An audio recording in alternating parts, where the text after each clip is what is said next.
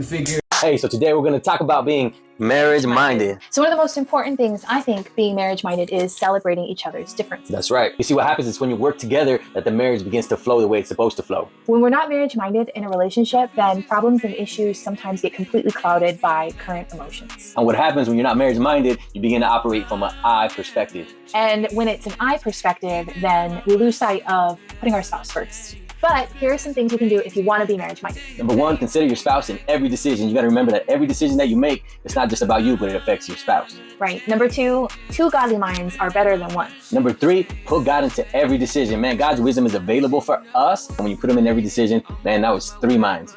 So number four would be to consider things with Christ and not with our own intentions, because sometimes our best intentions are not what's best for the marriage. Number 5, a husband is the head of the household, but you got to be a servant leader of Christ to be able to do that. And one thing to remember, husbands, is that when you're going to make decisions that have to be made because of an emergency or because of time constraints, remember, those are the exceptions and not the rule that has to be happening all the time. When we are under the submission of Christ, we consider our spouses even in those decisions.